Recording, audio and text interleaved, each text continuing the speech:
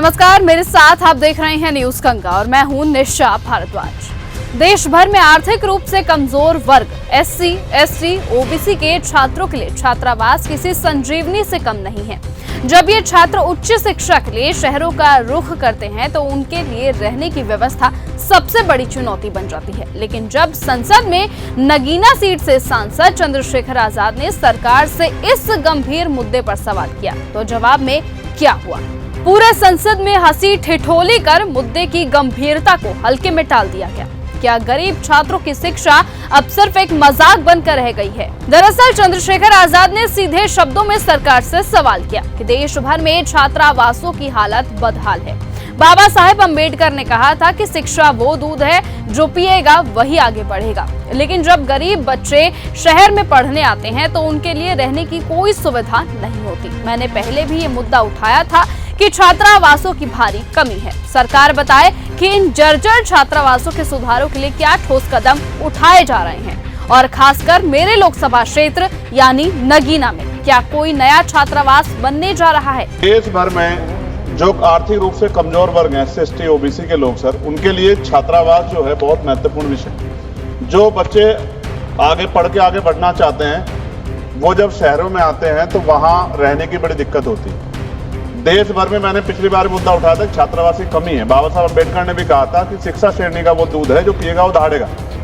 तो जो जर्जर हालात है छात्रावासों की, उनके सुधार के लिए सरकार क्या कर रही है? और उसमें भी सर मेरे लोकसभा क्षेत्र नगीना में क्या कोई नया क्षेत्र छात्रावास बनाने की सरकार की कोई योजना है? उसके बारे में मंत्री जी स्पष्ट करें। इस गंभीर सवाल पर सामाजिक न्याय और अधिकारित राज्य मंत्री रामदास अठावले का जवाब क्या था वो भी आपको सुनवाते हैं।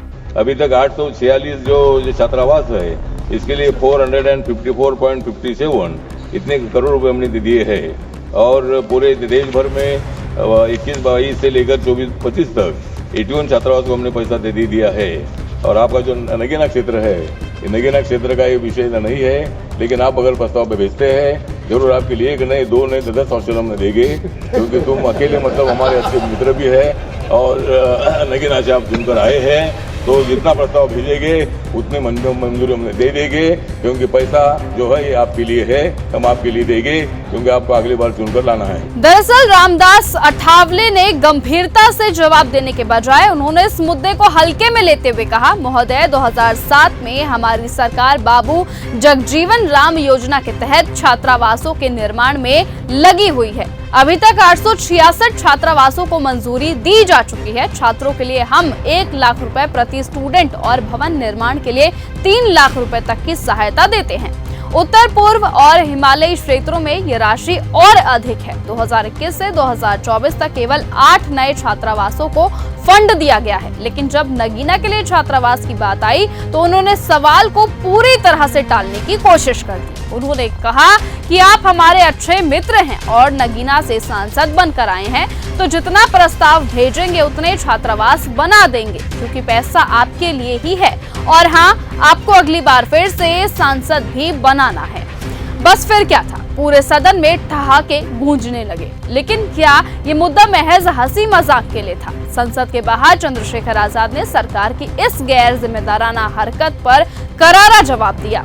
उन्होंने कहा ये कोई हंसी मजाक का मुद्दा नहीं है, ये उन गरीब छात्रों के भविष्य का सवाल है जो पढ़ना चाहते हैं, लेकिन सरकार की लापरवाही की वजह से उनकी शिक्षा अधूरी रह जाती है। और अगर जरूरत पड़ी तो हम संसद से सड़क तक इस लड़ाई को लेकर जाएंगे। चंद्रशेखर आजाद ने साफ कहा कि सरकार का रवैया पूरी तरह से असंवेदनशील और जिम्मेदाराना है। अगर जर्जर छात्रावासों की हालत नहीं सुधरी और नए छात्रावासों का निर्माण नहीं हुआ तो वो इस मुद्दे को उठाने से पीछे नहीं हटेंगे। ऐसी ही खबरों को सुनने और देखने के लिए सब्सक्राइब करना बिल्कुल मत भूलिएगा चैनल न्यूज गंगा। खबरें अच्छी लगी तो लाइक का बटन दबाना बिल्कुल मत भूलिएगा। कमेंट बॉक्स में टाइप भी कर सकते हैं और हाँ, शेयर करना भी बिल्कुल मत भूलिएगा।